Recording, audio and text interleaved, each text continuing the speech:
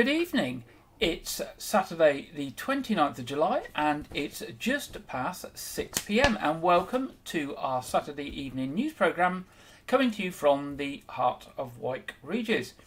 And just to say, this week's programme is a little shorter than usual and has been pre-recorded on Friday evening. So first apologies that we don't have a full programme for you this week, and we may be out of date slightly with anything that happens on Saturday. But that's been necessary this week to enable us to bring you a programme. Now, Dorset County Hospital is continuing to provide good, urgent and emergency care despite the unprecedented pressures faced by emergency departments throughout the country. The Care Quality Commission's latest National Urgent and Emergency Care Patient Survey highlights the experiences of thousands of people across the country who used A&E services during September 2022. Responses were received from 438 people who attended Dorset County Hospital's emergency department, with many reporting a positive experience of the care and treatment they received. People were asked to answer questions about different aspects of their care and treatment. Dorset County Hospital compared well with other trusts, receiving about the same or better than expected scores for all 9 areas that patients were asked about. Aspects of care that were highlighted as particularly positive included not having to wait too long before first speaking to a doctor or nurse, not having to wait too long before being examined by a doctor or nurse, and hospital staff discussing transport arrangements for leaving the emergency department. Emergency Department matron Claire Turnbull said the team work extremely hard to provide high quality care and strive to give our patients the best experience they can in an often very busy, unpredictable and stressful environment. The results reflect just how hard everyone works, and the team should be very proud of themselves, and I want to thank each and every one of them for all their hard work and dedication. Now, staying with healthcare, Dorset was among the best performing areas in the country in vaccinating our most vulnerable residents against COVID-19 this spring. More than 90,000 people in the county had a booster jab during the recent campaign, making it the 6th best NHS vaccination system in England and helping the South West become the most successful region overall. The spring programme targeted those most likely to become seriously ill from the virus, including people aged over 75, residents in older adult care homes, and people who are immunosuppressed. Almost 2,000 people a week are still being diagnosed with COVID-19 in England, and with some needing hospital treatment or even dying from the virus, the NHS continues to run a seasonal vaccination programme. Mark Marriott, who's the Senior Responsible Officer for Vaccination Programme in Dorset, said, "We have seen an amazing response from the public and a continued effort from our vaccination teams, supported by hundreds of volunteers, community pharmacy staff, primary care colleagues, hospital staff and Dorset healthcare staff, as well as the huge numbers of people coming to vaccination centres and pop-up clinics. We made more than 6,000 home calls across Dorset and visited almost 200 care homes to make sure everyone eligible was offered a vaccination. Thank you to all who came forward for the jab and also to the teams who are helping to continue to keep Dorset safe and well." Now, the next booster programme will start early in the autumn, and more information about who will be eligible to top up their immunity will be publicised nearer the time. A charity founder and specialist nurse has reached the final of 2 prestigious National Nursing Awards. Hilary Maxwell, who's chair of Go Girls and Gynae Oncology Nurse Specialist at Dorset County Hospital, has been nominated for 2 national awards. She has reached the finals in the Nursing Times 2023 Awards, Nurse of the Year and the RCN Nursing Awards Nurse Leader of the Year in a year where they were much higher nominations than ever before. Hilary said, "I am very honoured to reach the finals. This is testament to the hard work put in by Go Girls. I am supported by an incredible team of trustees. It is nice to have this work recognised, even by getting to the finals. Perhaps my biggest challenge will be deciding what to wear." Head of Communications Siobhan Griffiths, who has known Hilary for 30 years and worked with her, added Hilary had a forward-thinking approach to Go Girls. She found a gap that needed to be met. Her drive, passion and determination drove her to find the energy and strength to set up Go Girls and manage this in her own time, on top of her very busy NHS role. To give up this much needed personal time is more than admirable. To us at Go Girls, she is a winner already. Hillary founded Go Girls in 2015, excuse me, and in 2018 the organisation became a registered charity. Go Girls raised £50,000 to support Dorset County Hospital's cancer appeal, and it supports nearly 1,000 women across the UK, as well as driving educational campaigns to help women recognise symptoms of gynecological cancers, to drive earlier diagnosis and improve survival outcomes. The Friends of Radipole Park and Gardens hosted their annual Brass Band in the Park concert last Sunday afternoon. It was well attended and entertained locals and visitors alike in the beautifully well kept gardens that are a tribute to the council's gardeners, who keep the park well maintained throughout the year. The Friends Group, along with the council, applied for and have been granted a Heritage Lottery Fund grant that will revitalise the park. Work has already started at the north end, and all of the existing facilities have been removed in preparation for the installation of new equipment. Weymouth Town Council are running a short survey on Weymouth Seafront Master Plan, and that survey is running to the 15th of August. Weymouth Town Council is developing a seafront master plan and is inviting residents, local businesses and visitors to have their say on the draft proposals by completing a survey. The current draft seafront master plan, drawn up by Hemingway Design, makes a range of recommendations to enhance Weymouth seafront. The Town Council now wants to hear people's view on key issues such as enhancing the promenade, catering facilities along the promenade, pedestrian access to the beach and promenade, enhancing Greenhill and Preston Beach for recreational and enjoyment, and facilities and activities for young people. Councillor Ryan Hope, who's chair of Services Committee, said the draft seafront master plan proposals cover the promenade walkway along the seafront near the pavilion end of the beach up to the Overcombe corner in the north. When people were asked for initial views on this last year, we were really encouraged by responses that were received. Now we want to fine-tune the proposals so we can have a clear plan of action for what Weymouth Town Council can deliver for residents and visitors. So whatever your age, we need you to give us your views in our short survey, which runs for 3 weeks until August the 15th. And if you go to the Weymouth Town Council website, search for Weymouth Town Council on Google, you will find the survey on the seafront master plan or a link to it. Now, a huge, beautiful illustrated map of Sherborne dating from 1834 has been gifted by legal firm Porter Dobson to Dorset History Centre, where it will be accessible to the public. And you can see a picture there on the screen seeing how large that map is. The parchment map, which measures 2 metres by 1.3 metres, had for several decades been the focal point of interest in the firm's boardroom, but due to an office relocation it proved impossible to accommodate the huge map in the new premises. The map was created by cartographer Thomas Percy, who was commissioned by the Wingfield Digby family of Sherborne Castle, and 2 copies of the map were originally produced. The map is unusually detailed. It shows the town of Sherborne and the surrounding countryside. Features on the map are colour-coded, e.g. dwelling houses in pink, churches in black, industrial buildings in grey, arable land yellow-brown and pasture in green. And the quality of the workmanship is still very evident nearly 200 years later. The map is now safely housed at the Dorset History Centre, the county's archive service, where all important records are held, and that is in Dorchester. And it will be there, and it will be carefully conserved and digitised in the months ahead. Now, appeals from Dorset Police this week. Dorset police officers investigating an alleged assault at a pub in Weymouth are appealing for witnesses or anyone with information to come forward. Dorset Police received a report at 10:07 p.m. on Saturday the 22nd of July that a woman had been grabbed around the neck by a man at the King's Arms pub in Trinity Road.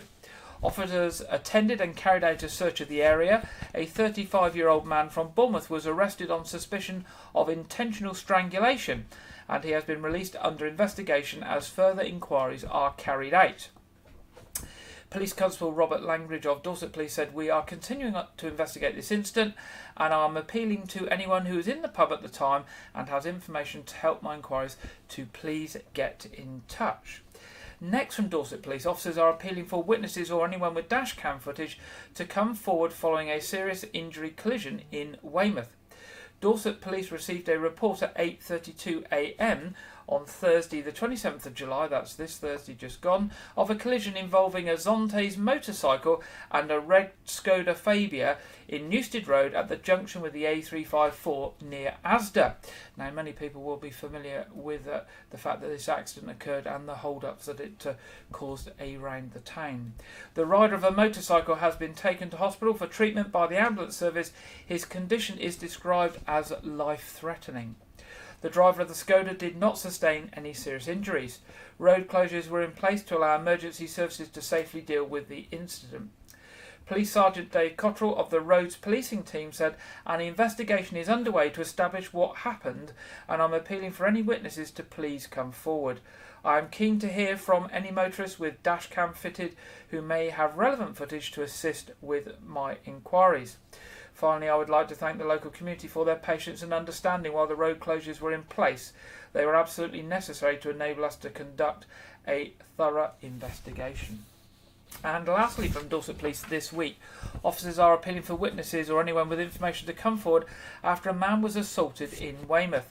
At around 10:10 a.m. on Monday the 17th of July, the victim, a man aged in his 20s, was walking through the pedestrian underpass between Corscombe Close and Weston Bridge when he was grabbed around the neck by another man and assaulted. He sustained facial injuries and was taken to hospital for treatment. The offender is described as black, aged in his 20s and around 6 feet 3 inches tall, with afro-style hair. He was wearing a black Nike tracksuit. Police Constable Mark Edgar of Weymouth Police said, "We are conducting a number of inquiries into this assault, and I'm keen to hear from anyone who witnessed the incident or any suspicious activity in the area around the relevant time."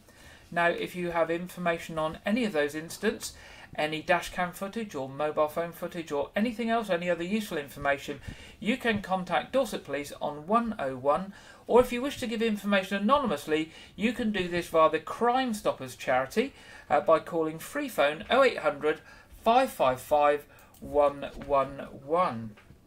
Now, Dorset Council has been announced as a finalist for Best Climate Action or Decarbonisation Initiative in this year's Association for Public Service Excellence Awards.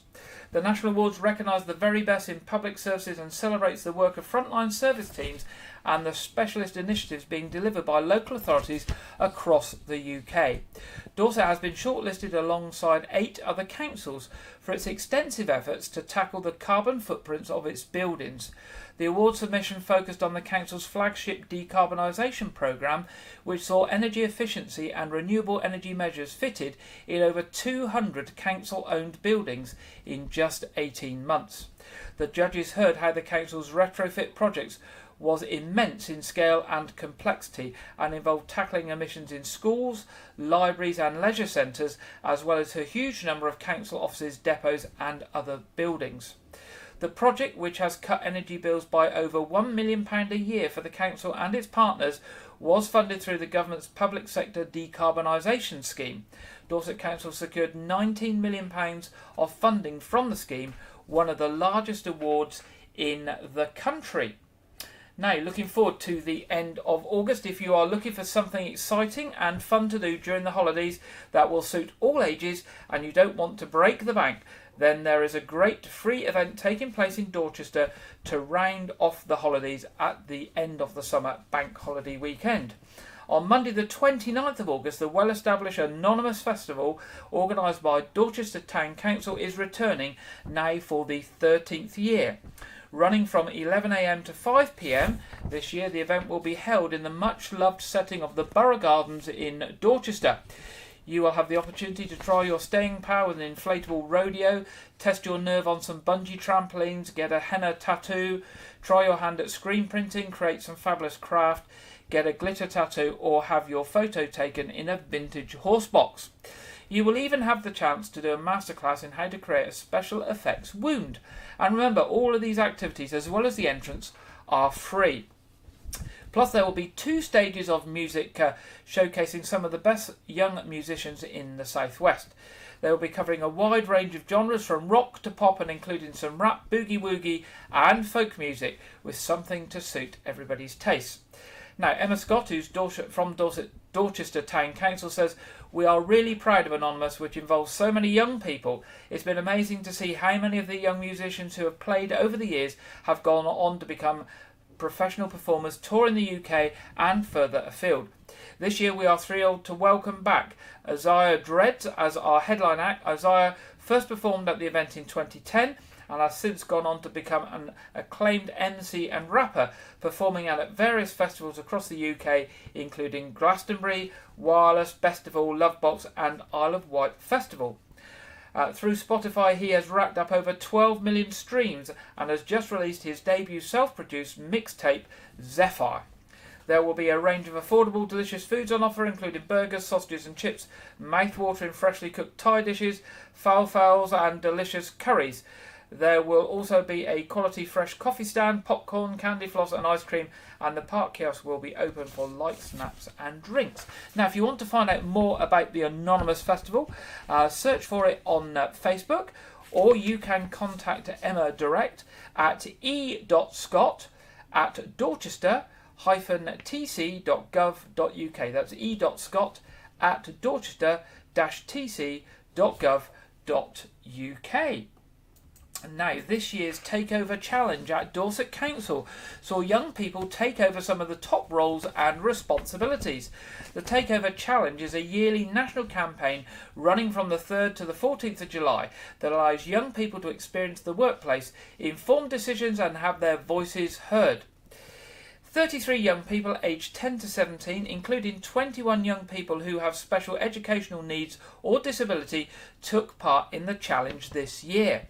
The feedback from Dorset Council employees was universally positive, with many expressing how impressive the young people had been and how beneficial it was to hear from them firsthand and receive their input.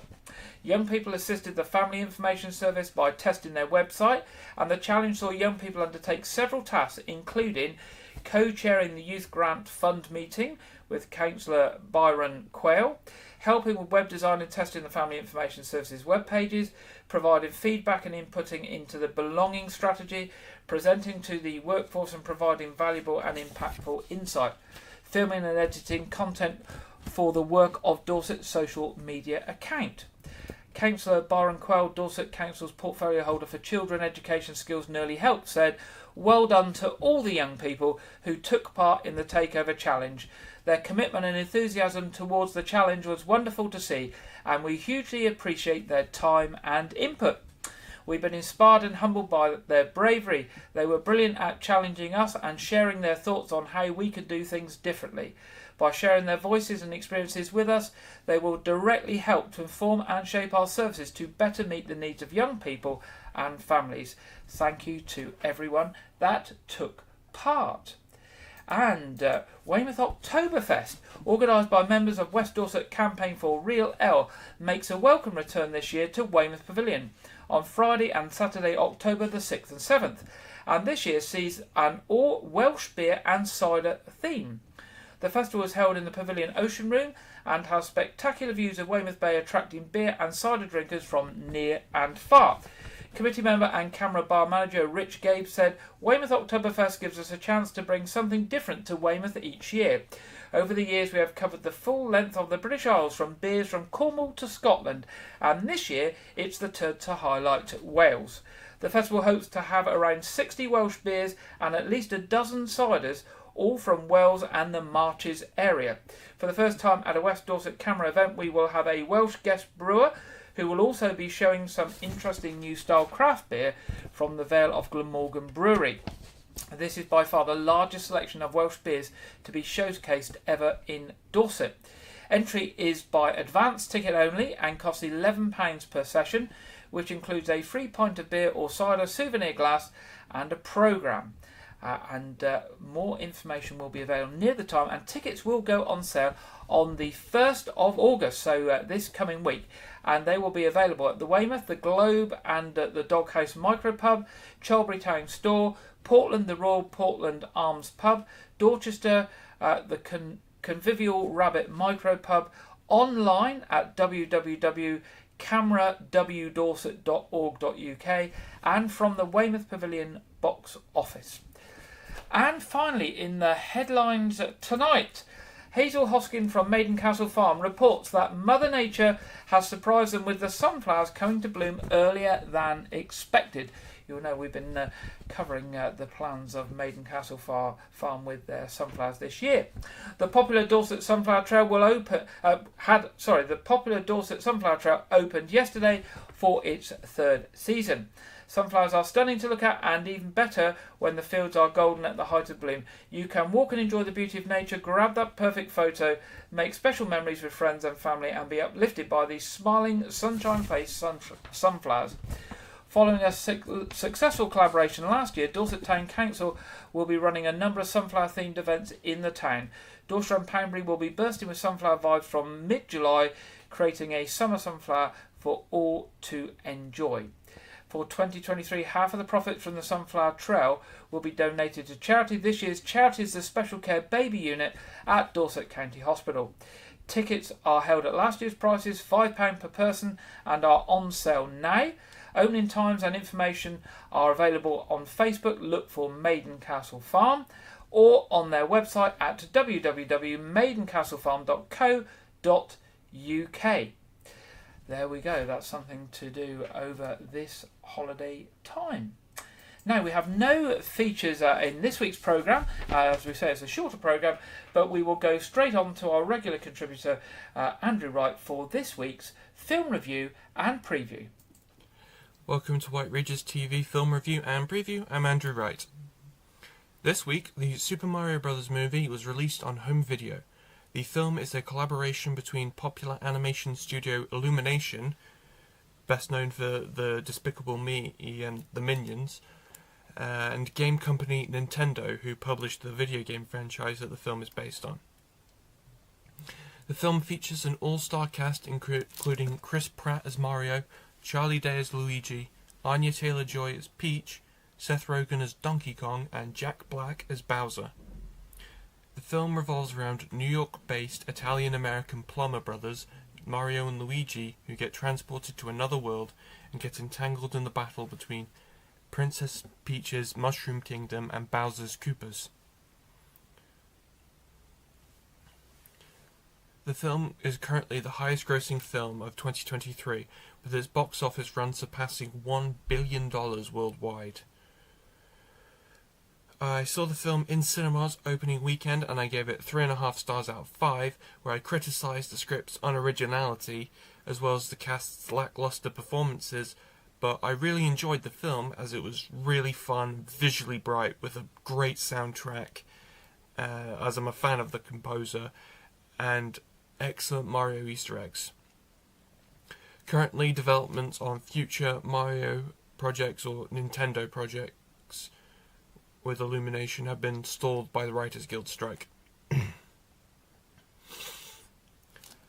This week, Marvel Studios' Secret Invasion concluded its 6-episode run on Disney Plus this week.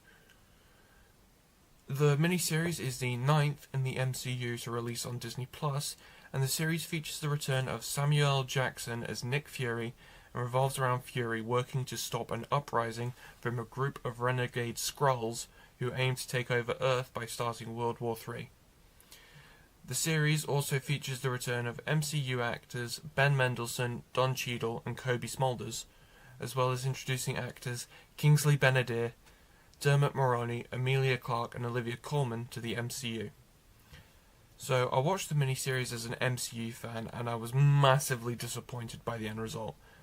The writing was sloppy, each episode needed to be at least 2 hours long to properly tell the story I wanted to tell, with instead each episode just jumps between major plot points, like say, oh yeah, so let's say they're in one part of Russia, because a large part of the opening of the series is set in Russia, and then the next they're somehow magically on a train going through Russia, and as well as larger moments of the series, like the entire final episode didn't make sense, as well as it trying to make big MCU changes like killing off characters that just didn't work.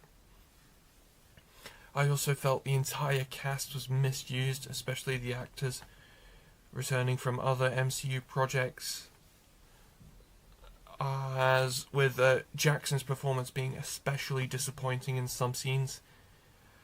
I gave the series 1 star out of 5 and labelled it the worst MCU outing to date, and I'm not a fan of She-Hulk or the Black Panther movies, so that's saying something. Samuel L. Jackson returns as Nick Fury this November in the Captain Marvel sequel, The Marvels. Currently a little bit of news about The Marvels. That will not be screened in IMAX currently, because Dune Part 2 is scheduled to take up the IMAX screens during that time frame, but Dune Part 2 is rumoured to be on the move.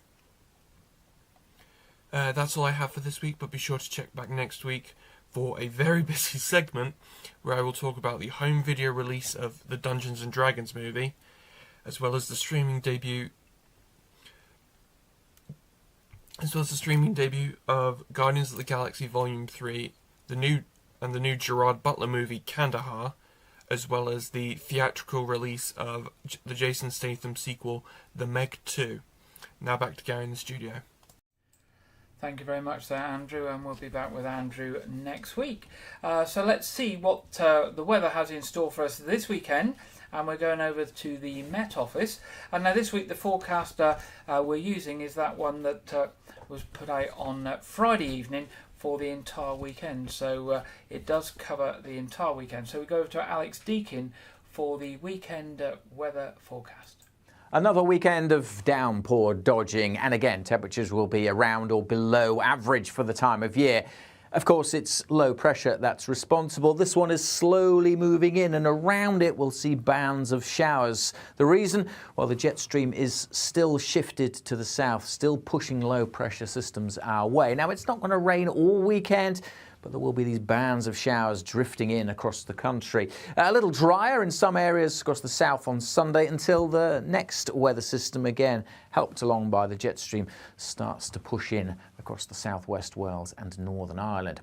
OK, let's put some details on day by day with the low pressure like this. As I said, bands of showers will be moving in pretty rapidly on Saturday morning. Now, it's not going to rain all weekend. There will be some decent dry and bright spells across parts of eastern England in particular, and between the showers elsewhere there will be some blue sky and some sunshine. But the showers are likely to be heavy, particularly the closer you are to the low pressure. So western Scotland, Northern Ireland, maybe parts of northwest England could see some pretty intense downpours during Saturday. They'll move through because of the breeze, but they will in places turn into kind of lines of showers. So some locations may just see shower after shower after shower. But as I said, most places will at least see some breaks in the cloud, some sunny spells, and the showers will tend to move through. With the breeze coming in from the Atlantic, and a fairly brisk breeze, going to bring a fresh feel with temperatures mostly around or a touch below average for the time of year. So we're going to see highs in the high teens, low 20s, like they have been, in fact, for much of July. And the sunny spells between the showers across the east, 22, 23 degrees, shouldn't feel too bad. Feeling quite warm, in fact, but feeling fairly fresh across the western coast with temperatures mostly only in the teens, and that brisk breeze of the isobars pinching together. The low pressure then kind of ambles in and sticks around as we head through Saturday night and into Sunday. So again, close to that low pressure, parts of Scotland, northern England, Northern Ireland, likely to see some quite heavy showers during Sunday. Further south, decent chance of something a little drier over the Midlands, East Anglia and the southeast on Sunday, but that next weather system then starts to bring cloud and outbreaks of rain into Wales, southwest England, and later into the evening into parts of Northern Ireland. So again, clouding over with some rain, nothing too heavy it doesn't look like, but it will turn damp here. Elsewhere, we'll continue to have that mixture of sunshine and showers. The showers could be quite slow moving across parts of Scotland. And again, temperatures at their highest across these eastern areas into the low 20s, but for most will struggle to reach 20 Celsius. And generally, again, feeling cool as the breeze starts to pick up across the southwest. So the mixed weather is likely to continue, and indeed it will for much of next week. For more information on that, make sure you subscribe to our YouTube channels and follow us across social media. Thank you very much there, Alex. And let's look to see what the weather down on the south coast is bringing for us this week ahead. Well, here we go. We have got sunshine, we have got cloud, and we've got showers. And look out for that on Wednesday. There's one of those little lightning strikes there on Wednesday, so could be quite interesting on Wednesday. Tuesday looking to be the nicest day this week. Of course, we're only going up to Thursday on this forecast, so we'll have to wait and see what next weekend brings. Moving on to our What's On section before we finish tonight. Weymouth Pavilion coming up 5th of August, Magic of the Beatles. 10th of August, Dinosaur Adventure Live. That's one there for the kids who like dinosaurs. 12th of August, Rock for Heroes, and also Ultimate Madness. And 14th of August, Grindthorpe Colliery Band. Box office is online at weymouthpavilion.com or via telephone 01305 783 225. Now, the No Thought. This is My Theatre presents Much Ado About Nothing on the 2nd of August. That's this coming week. 26th of August, the Thought Fest, open air concert of local bands. More details on those events and everything else at the No Thought at www.nothought.org.uk. Coming up this week with Arts Reach, 2nd of August at 1:30 p.m. at Broadmain First Girl, Circus Skills. 3rd of August, I'm a Book of Fantastic Things, by Oops Way Messy Art at Lytton Cheney Hall. That's the 3rd. More information and bookings of all Arts Reach's events. Lots of stuff for families and children over the next month. www.artsreach.co.uk. Church services tomorrow in Wyke Regis area, 9:30 communion at All Saints Church and 11 o'clock at St Edmund's Church. And of course our other programme tonight, live at 7:30, our Saturday evening quiz. You are all welcome to join that. That's free, community focused, anyone is welcome. Stream goes live about 7:20 for the quiz to start at 7:30 promptly.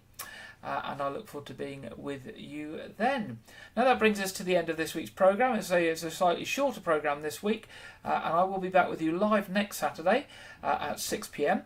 If you've got any news or events or information you wish to get to us, do drop us an email at news@wykeregis.tv. That's news@wykeregis.tv. We would love to hear from you. I hope you have a good weekend and a lovely week ahead, whatever you are doing, if you're on holiday or still at work. And I look forward to being back with you next Saturday at 6 o'clock. Good night.